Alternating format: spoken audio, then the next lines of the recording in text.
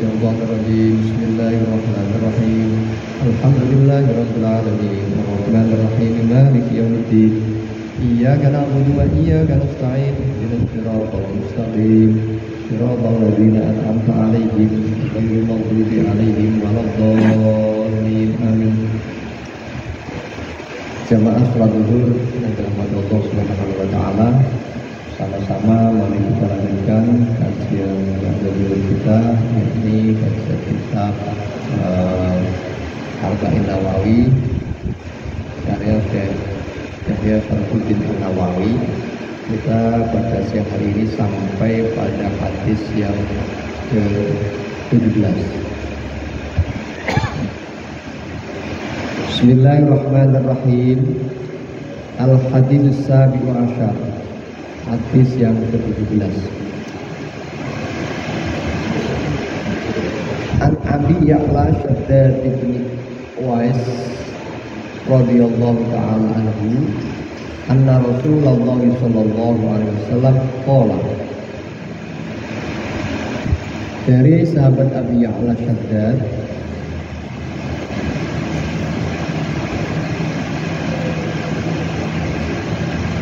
bin Aus radhiyallahu ta'ala, semoga Allah meridhai atasnya, anna Rasulullah, sesungguhnya Rasulullah sallallahu alaihi wasallam qala, bersabda,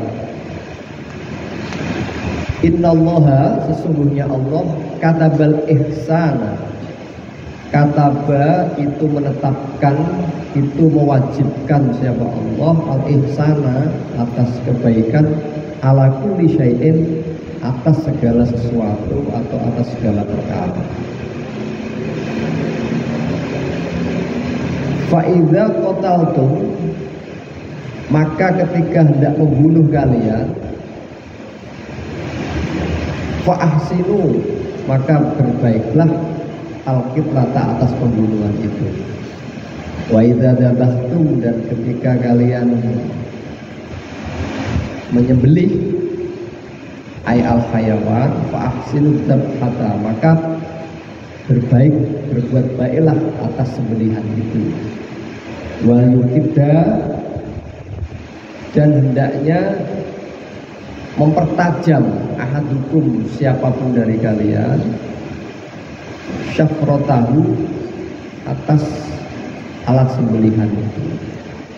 Wal yurih, dan berbahagialah, berbuat menyenangkanlah, zabihatahu, atas sembelihan itu. Rawahu Muslim, diriwayatkan dari Imam Muslim. Jamaah sekalian, hadis ini menjelaskan kepada kita tentang pentingnya kita untuk melaksanakan kebaikan atas semua perkara yang ada. Innallaha katabal ihsan ala kulli syai'. Jadi Allah memerintahkan kepada kita, menetapkan kepada kita agar semua itu berbuat dengan baik. Ihsan artinya kita berbuat baik. Ala kulli syai', atas semua perkara. Jadi kalau kita sebagai umat Islam, pokok pertama yang harus kita jalankan adalah berbuat ihsan. Ihsan artinya kita mengedepankan atau mengarus utamakan kebaikan atas seluruh kehidupan kita. Bahkan di redaksi berikutnya, saat membunuh pun itu harus redaksinya itu berbuat baik. Apalagi dalam kehidupan yang normal, ya harus baik. Jadi seluruh ekosistem kehidupan kita ini oleh Allah Subhanahu wa taala menetapkan kata Allah ala kulli syai' al-ihsan. Jadi berbuat baik. Jadi kita memang diwajibkan untuk berbuat baik, ihsan. Jadi seluruh sendi-sendi elemen kehidupan kita agar kita ini berbuat baik. Maka itu dalam konstruksi agama kita, al-ihsan itu dikatakan sebagai puncak peribadatan kita. Ketika Islam kita bisa yang awal itu ketika ada akidah itu terkait dengan iman, rukun iman, lalu ada syariat itu terkait dengan rukun Islam. Nah, yang ketiga itu ada ihsan. Jadi arkan din kita Islam itu ada tiga pilar. Pilar iman adalah akidah, pilar syariah itu adalah rukun Islam. Nah, ini adalah rukun ihsan. Ihsan ini akhlak, ihsan ini perilaku kita. Maka Rasulullah SAW dalam salah satu hadis juga menyampaikan innama itu liutammima makarimal akhlak. Saya diutus semata-mata ini dari seluruh bangunan nabi-nabi terdahulu, mulai dari zaman Nabi Adam sampai Isa alaihissalam, ingin menyempurnakan agama ini, yakni dengan akhlak yang mulia, ihsan, dengan perilaku yang bagus. Maka ihsan, berbuat akhlak mulia ini menjadi prototipe, menjadi siar kita untuk berperilaku Islam. Nah, dengan akhlak mulia inilah Rasulullah SAW membawa Islam dari zaman beliau dan bertahan sampai sekarang, sebab kehebatan membawa ihsan ini, bawa akhlak yang mulia, yang luhur. Jadi tanpa akhlak mulia, tanpa ihsan, sulit rasanya Islam itu bisa bertahan, bahkan bisa terus tumbuh dan berkembang. Karena itu wa ma arsalnaka illa rahmatan lil alamin. Jadi tidak utus engkau ya Muhammad kecuali menjadi rahmat, menjadi kasih sayang kepada muka bumi, seluruh alam, tidak hanya buat kita. Nah, syarat orang bisa berbuat rahmat, berbuat kasih sayang, orang bisa memberikan kebaikan, kita bisa berbuat baik, itu diawali dulu dengan perilaku yang mulia. Tidak ada orang bisa berbuat baik kalau orang itu dasarnya buruk atau hatinya penuh kebencian.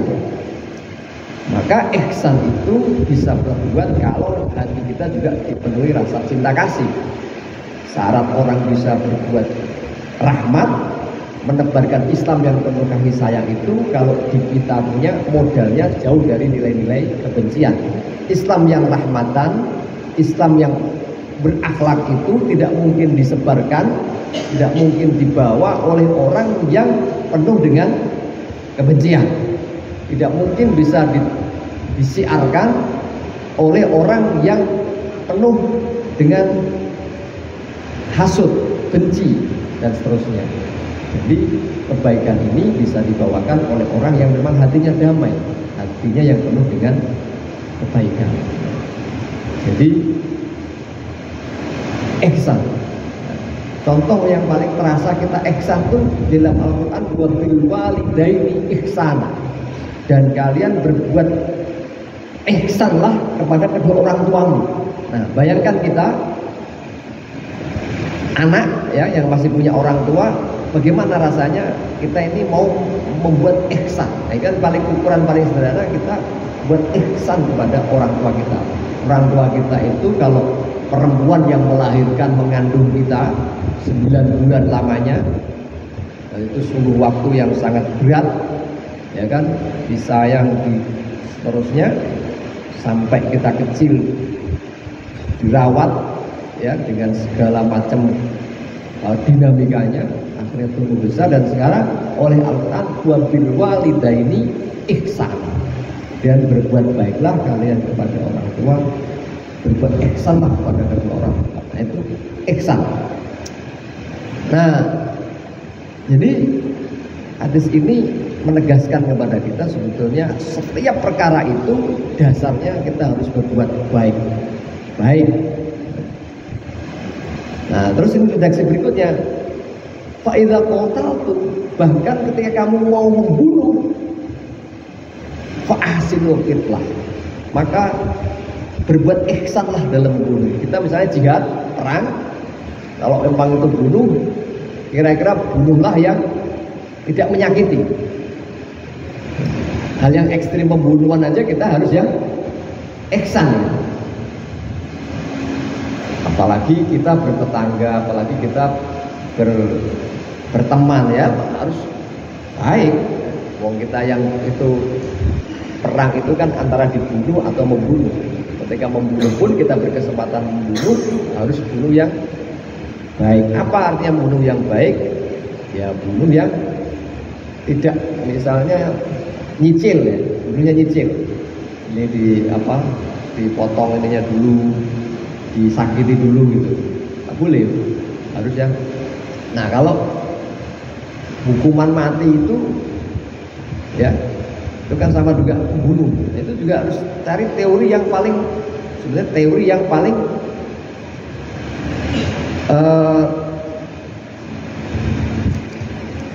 meringankan ya kata orangnya. Dan kalau katanya itu bunuh itu hukuman itu bisa ditembak. Kayak di kita ini kalau ada eksekusi mati hukumannya ditembak. Nah satu berhenti berdetak tinggal, atau ada juga yang digantung.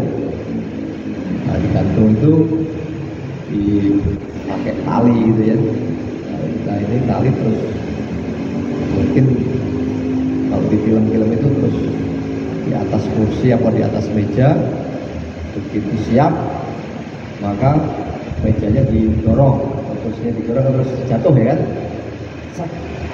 Nah, itu lama-lama. Atau yang biasa apa itu di Arab itu hukuman matinya dipancung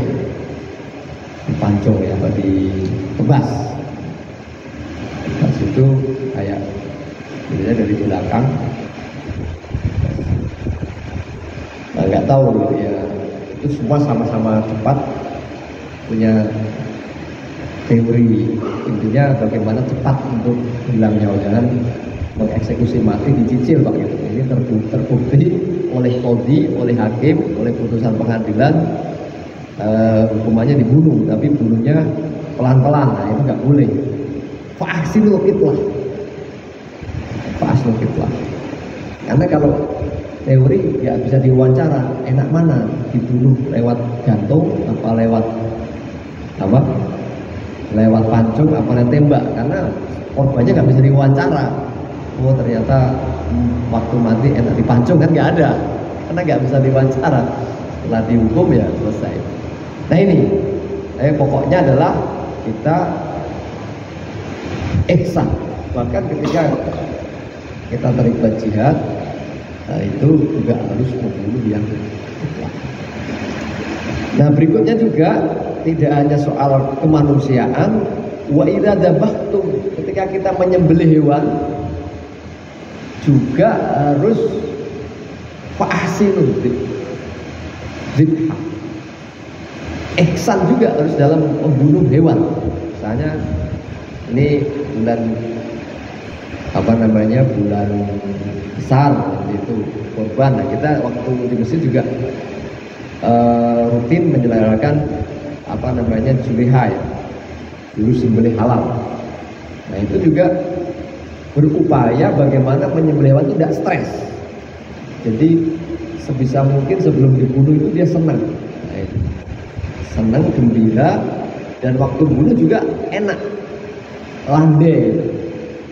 Nah ini kalau kita nggak punya ilmunya, itu sebelum kita mau bunuh sapinya aja tuh kita repot tuh, ya kan?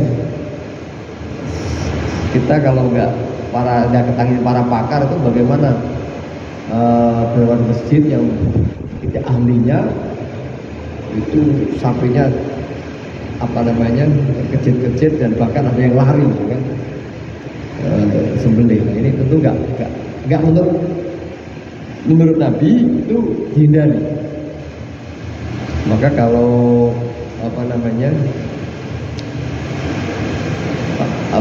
dalam ilmu persembelian itu Ya waktu saya lihat film di Saudi ya memang ringkas ya. Cepat gitu. Waktu dam gitu kan banyak di tempat penyembelihan hewan dam itu banyak penyembelih dan ribuan antrian tuh ya cepat gitu ya. Meninggalnya mungkin setiap hari motong juga rasa titik-titiknya kan harus potong urat saluran nafas, saluran makan, potong jangan sampai keliru. Jadi sampai kepada perilaku kita menyembelih hewan aja diperhatikan oleh agama kita agar kita berbuat ihsan ketika kita menyembelih. Maka itu harus wal yukida dan hendaknya kamu pertajam. Apa itu? Disiapkan pisau atau parang yang memang tajam, jangan sampai ketul bahasa Jawa itu. Masa oklek, wah itu bahaya. Jadi memang harus disiapkan pisau yang tajam itu untuk meringankan kemudian kita dalam menyembelih. Ini bagaimana kita memuliakan. Toh nanti kalau jadi daging enak. Kata para pedagang dan penjual sate itu cara menyembelih itu juga menentukan nasib baunya, Pak. Bau daging. Kalau menyembelihnya bagus, itu juga dagingnya resep enak. Gitu. Entah benar entah enggak ya kita tinggal menikmati ya. Tapi yang jelas kita harus memuliakan hewan sebelum kita sembelih. Wal yurih. Dan hendaknya kamu tadi menyenangkan. Artinya jangan sampai udah tahu mau jadi korban, ini kan tanggal 10 kita potong. Pasti. Udah mau kasih makan kayak nggak makan kayak ya segitu-gitu juga. Wah, ini nggak boleh. Tentang pasti tanggal 10 jadi dipotong lalu kita nggak kasih makan gitu kan. Paling kalau kasih makan juga berapa sih nambah beratnya gitu. Nggak boleh. Itu harus dimuliakan. Nah, jadi Bapak sekalian, hadis ini sebenarnya secara ringkas ingin mengingatkan kepada kita untuk berbuat baik, memuliakan kita dalam setiap hidupnya. Jadi memang kita harus membangun relasi kebaikan ini sesama umat. Jadi jangan sampai kita defaultnya itu hawanya nggak baik. Buat baik aja. Kalau memang mau bantu juga dengan cara yang baik. Kan kadang kita itu tergoda bantu, tapi kadang-kadang bantunya itu mau membuat orang untuk terhina atau tidak termuliakan. Misalnya kita mau bantu orang tapi setengah menghina, sedikit dibuat orang itu nggak nyaman atas bantuan kita. Bisa nggak begitu? Bisa. Atau orang mau hutang, kita kaya, orang hutang, ya ini butuh berapa, sekian rupiah ya, udah kalau butuh ini cukup ya, nanti kalau nggak punya kasih lagi. Nah, emang saya bank. Nah, jadi ketika ngasih pun si penerima nggak enak, nah, itu juga nggak ihsan. Kalau kita bantu ihsan, ya, bantu karena kita berbuat ihsan, buat baik dia nyaman. Kita mau bantu tapi hawanya mau menghinakan orang itu bisa, atau ngasih yang membuat orang itu juga nggak enak hati. Ngapain? Mengurangi pahala kita dalam berbuat ihsan. Bukan itu. Maka itu bahkan ada satu hadis, kalau kalian memberi itu kalau bisa tangan kiri aja nggak tahu. Itu saking ingin buat kebaikan kita itu orang itu nyaman. Sampai orang nggak nyaman atas kebaikan yang justru kita buat. Jadi juga misalnya kita jamu, ini misalnya tamu jamu, kita kasih makan sate, sop, iga, lalu kita dalam ketika berbuat ihsan tuh kurang, wajah kita merengut, kayak nggak rela kalau makan ini dimakan. Nah itu juga kurang enak ya kan. Atau silakan makan, begitu lahap emang udah berapa hari nggak makan. Nah kan, misalnya itu kan ungkapan-ungkapan yang nggak ihsan. Kok lahap banget gitu kayaknya mau dihabisin. Nah itu juga kurang ihsan. Ya kita mending dijamu apa namanya sambal dan sayur kunci ibaratnya cuman ikan ikan asin tapi wah bersahabat gitu menyenangkan ya kan kita ayo kita wah rasanya udah kayak ini. Nah itu ihsan, jangan sampai dan justru malah tidak dapat ihsan yang dituntut oleh Rasulullah SAW. Demikian kajian singkat hadis kita pada siang hari ini. Terima kasih. Mohon maaf saya kira pada Shiratul Mustaqim. Mohon maaf bila kami. Assalamualaikum warahmatullahi wabarakatuh.